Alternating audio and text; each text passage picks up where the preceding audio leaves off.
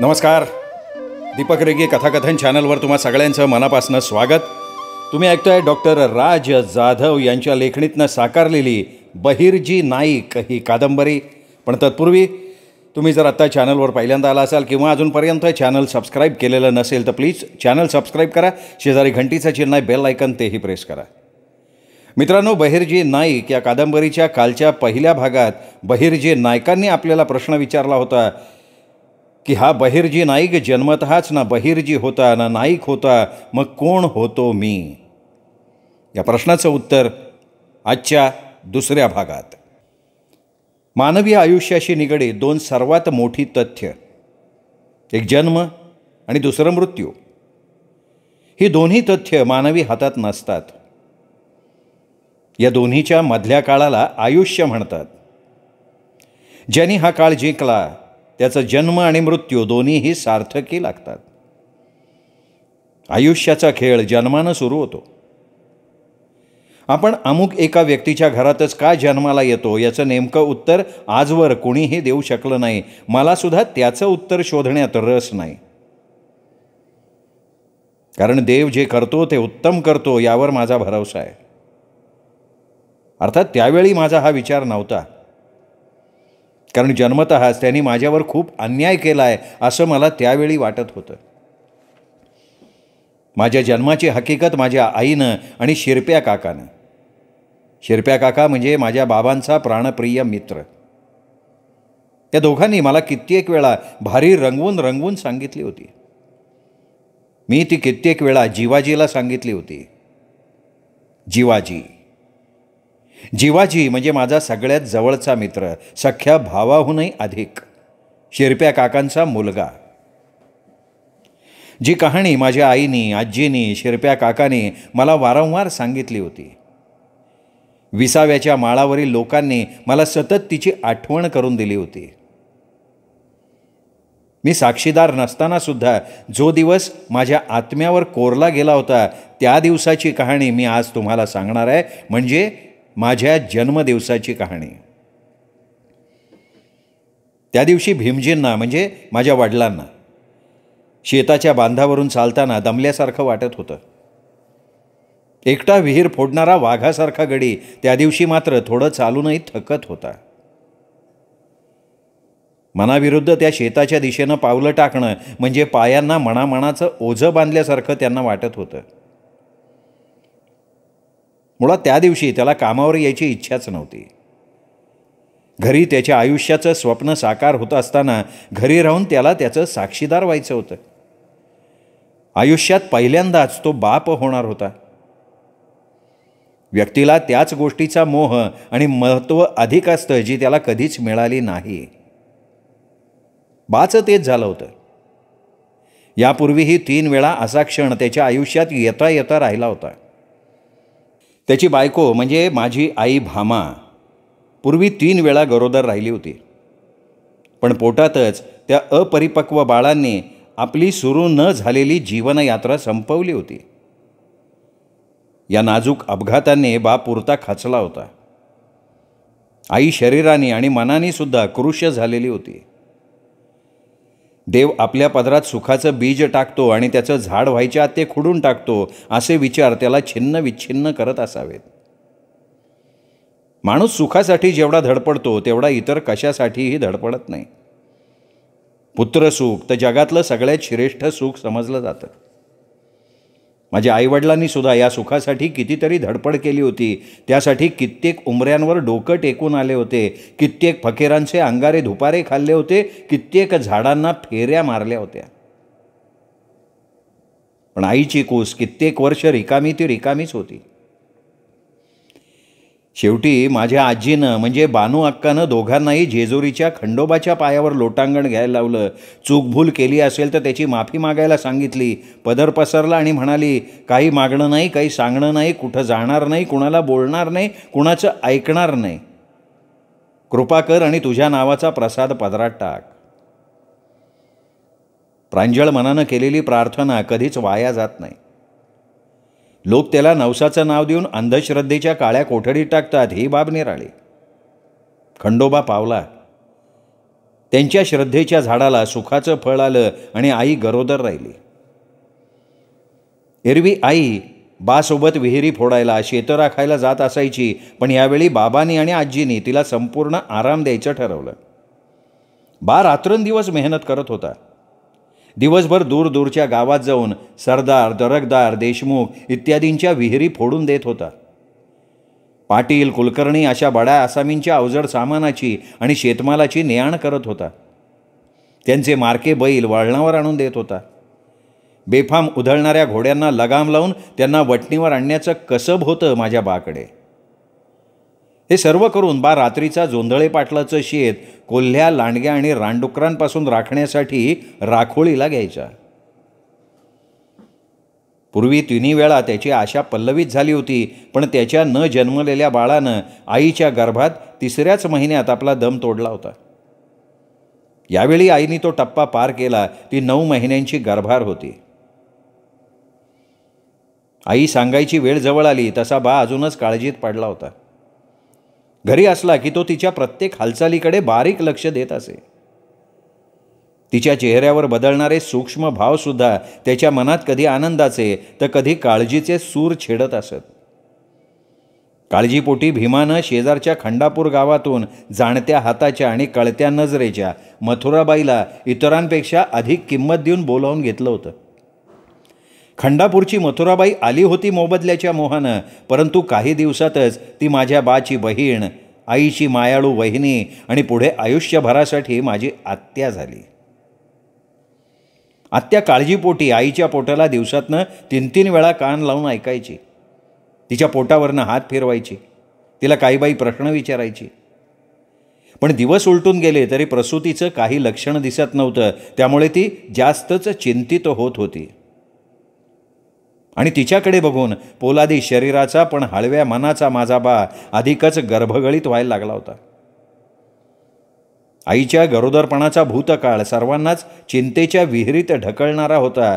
आजी मात्र आई, आत्या आणि बाला खंडोबावर विश्वास ठेवा, त्याचा प्रसाद आहे, त्याला काळजी आहे असं समजावून सांगत होती. आजीचा विश्वास खोटा ठरला नाही. त्या दिवशी आत्याच्या जाणत्या डोळ्यात वेगळीच चमक बघून बाज एवढा आनंदी झाला होता तसा तो एरवी कधीच होत नसे. आणि ते बघून आजीसुद्धा लगबग करत होती. आईला कळा सुरू झाल्या होत्या. ती कळवळत होती. कुठं जाऊ नकस बघ, आत्यानं माझ्या बाला बजावलं होतं. बा तरी कुठे जाणार होता. इतके दिवस याच घटिकेची तो वाट बघत होता. म्या नाही जाणार कुठं, म्या कुठं जातोय. अर्धवाक्य आत्याला आणि अर्धवाक्य स्वतःला तो बोलला खरा, पण दुसऱ्याच क्षणी त्याच्या डोळ्यापुढे जोंधळे पाटलाचा चेहरा आला आणि पुन्हा तो स्वतःशीच बोलला, जावं लागतंय गाड्या. नाही नाही, आपल्याला जायलाच पाहिजे असं तो स्वतःशी बोलला. आणि झोपडीच्या बाहेरनं त्याने आत्याला हाक मारली, हो बहीणबाई. आत्या झोपडीच्या बाहेर आली. ती कसल्या तरी चिंध्या गोळा करत होती. काय हाय र? नाही काय नाही, मला शेताकडे जायला पाहिजे. मालक लय द्वाड आहे. नाही गेलो ना तर सगळं शेत डोक्यावर घेईन त्यो. धिंड निघन गावातनं आणि मजुरी जाईन ती निराळं. इज्जत बी जायची आणि पोटाला चिमटा बी वाचायचा. आजीला बाची मजबुरी चांगली माहिती होती. तिला बानं इथं थांबावं असं वाटत होतं, पण जोंधळे पाटलाचा स्वभाव ती जाणून होती. आजी म्हणाली, ए बघ पोरा तुझा, मी हा इथं. काय बाय लागलं सवरलं तर मी शिरप्याला बोलवून घेतो. शिरप्या काका त्यावेळी कामावरनं येत होता. त्याला बघून आजी शेवटचं वाक्य बोलली होती. शिरप्या काका म्हणजे माझ्या बाचा जिगरी दोस्त. दोघंही एकमेकांचे जीव का प्राण. एकमेकांसाठी धावून जायला त्यांना या जगात दुसरं कुणीही नव्हतं.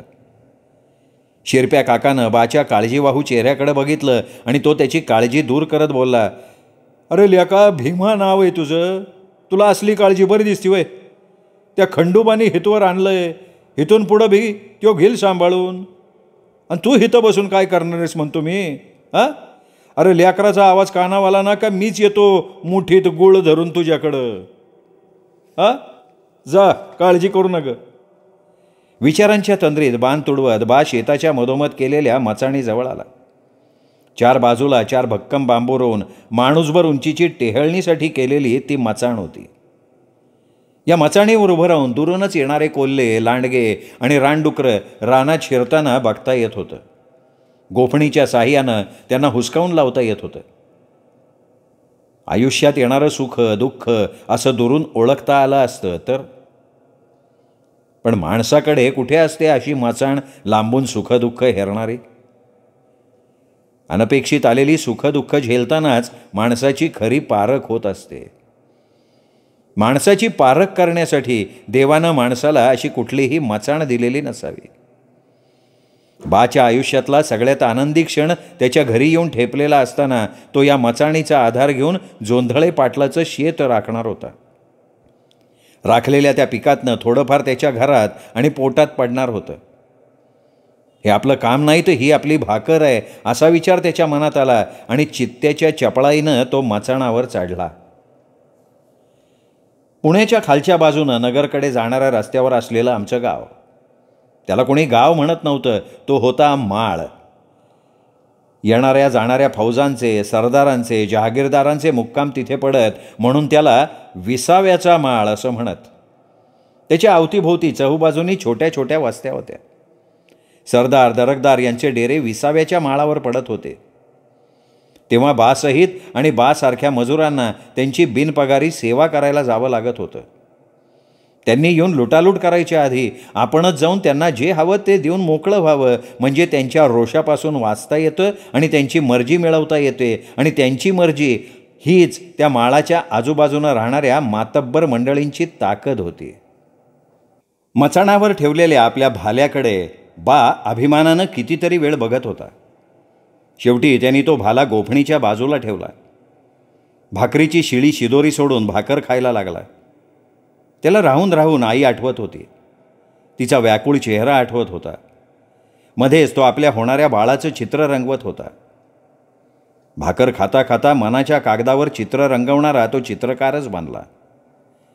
त्याने चित्र रंगवायला सुरुवात केली. त्याचं बाळ त्याच्या मांडीवर झोपलंय.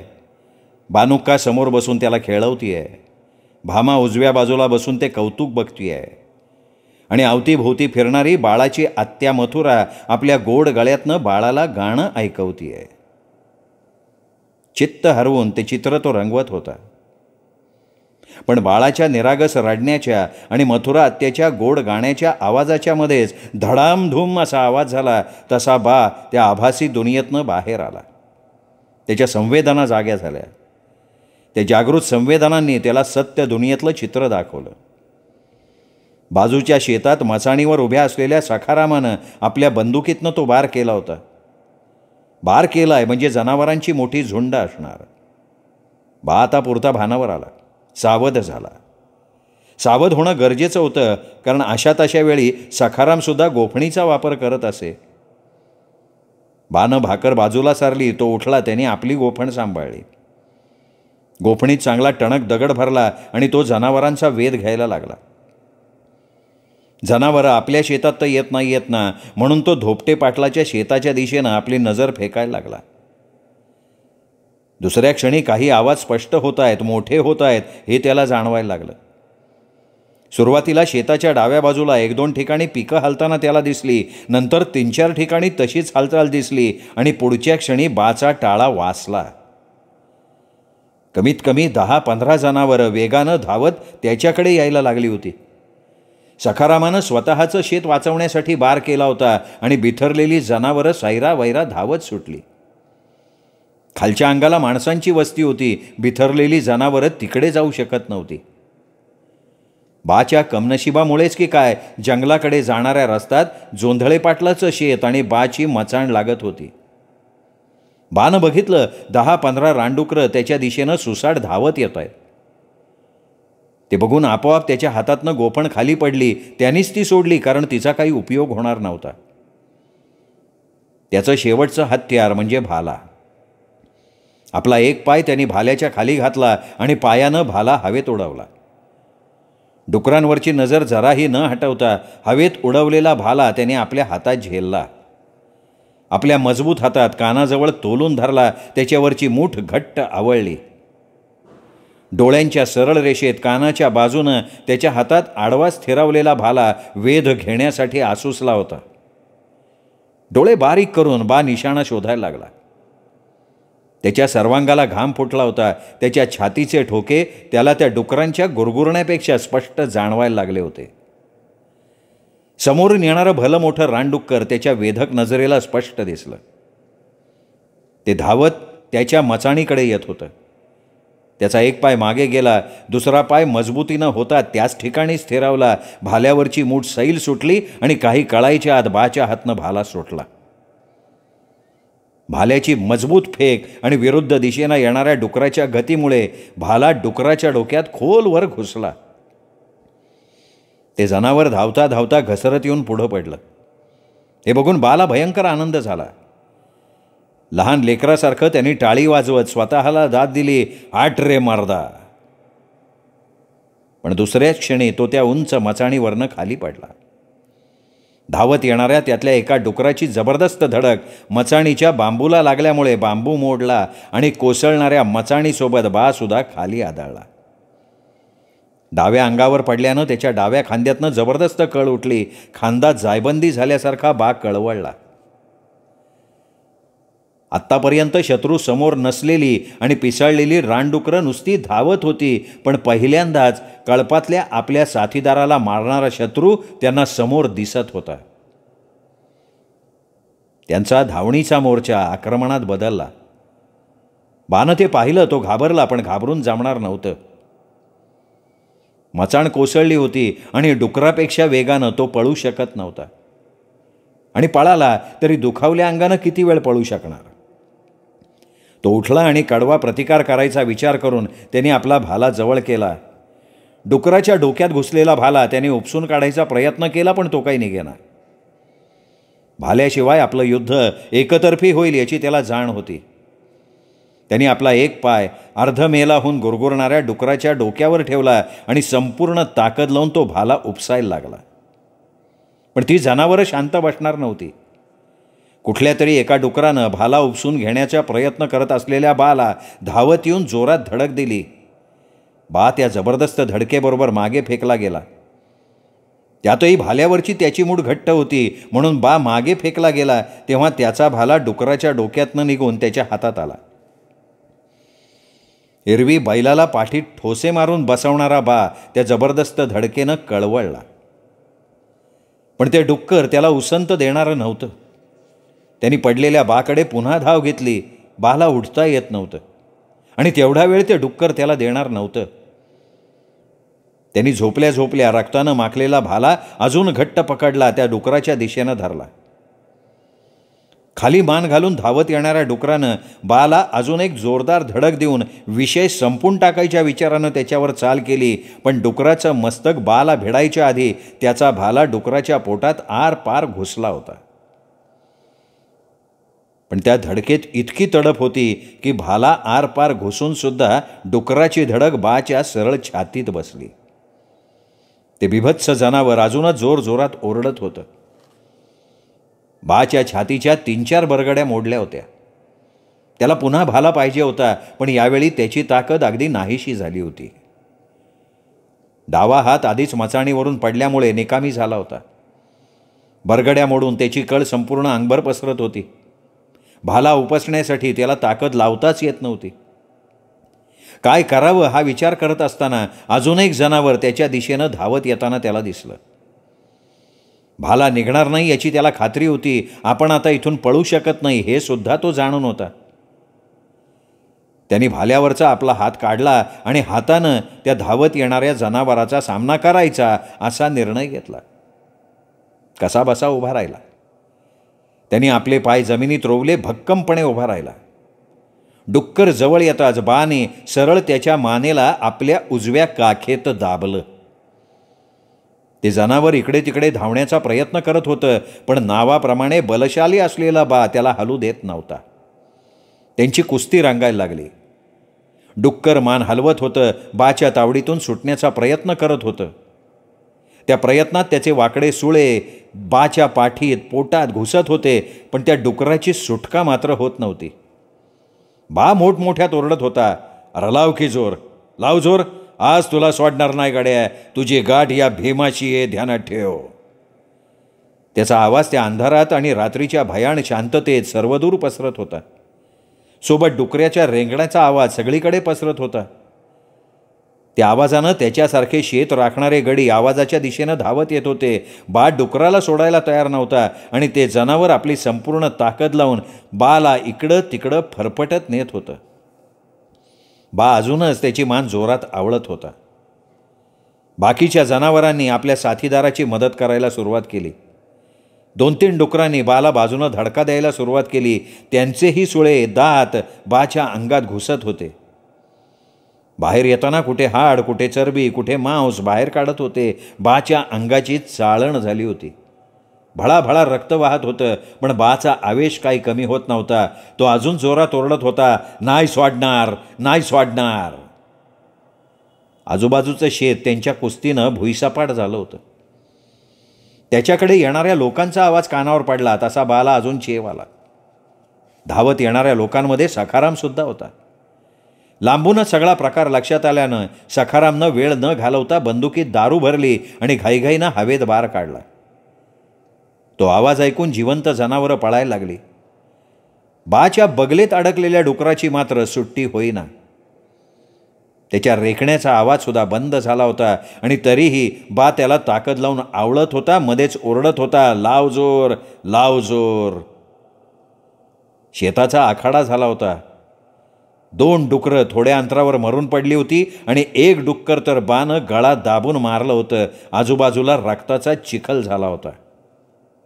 अरे बघतोय काय, सोड बाकी त्याला, सखाराम ओरडला.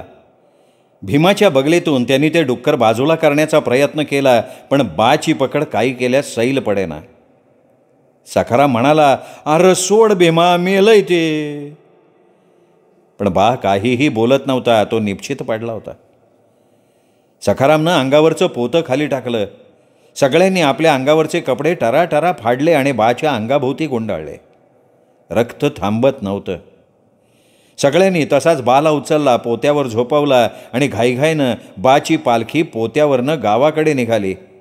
तेवढ्यात त्याच बांधावरनं समोरनं कोणीतरी ओरडत आला, अरे भीमा, भीमा, तुला पोरग झालं र, पोरग. लांबून येणारा आवाज कानावर पडला. सगळ्यांनी तो आवाज ओळखला. तो शिरप्या काका होता. शिरप्या काकाचा आवाज दुरून बाच्या कानावर पडला. झोळीत निश्चित पडलेला बा तशा अवस्थेत सुद्धा आनंदानं ओरडला, अरे म्या बाप झालो, मला खंडोबानी प्रसाद दिला, म्या बाप झालो. सगळे आनंदानं हुरळून गेलेल्या रक्ताच्या थारोळ्यात पडलेल्या बाकडे बघायला लागले. बा म्हणाला, मला माझ्या लेकराकडे घेऊन चला, माझ्याकडे ही येळ नाही आहे. बा इतकंच बोलला कारण तो जे समजायचं आहे ते समजून चुकला होता. अरे आधी वैदूकडे जाऊ, मग पोराला बघ. शिरप्या काका काळजीनं कळवळून बोलला. शिरप्या, माझी शेवटची इच्छा आहे रे. वैदूकडे गेलो ना तर मला माझं लेकरू कधी बी दिसणार नाही. बाच्या त्या वाक्यानं शिरपा हळहळला. इतरांना जो बोध व्हायचा आहे तो झाला. सर्वांनी एकमेकांकडे बघून काहीही न बोलता निर्णय घेतला. बाची पालखी घराकडे धावायला लागली. नुकत्याच जन्मलेल्या एका जीवाला काही घटिका शिल्लक राहिलेला एक जीव भेटण्यासाठी तळमळत होता. इतरांच्या पायावर धावत होता. मध्यरात्रीच्या त्या भयाण काळ्याकुट्ट अंधारात एक जीव आपली यात्रा संपवून निघून गेला आणि त्याच्याच पोटी निपजलेला दुसरा जीव आपली जीवनयात्रा सुरू करणार होता.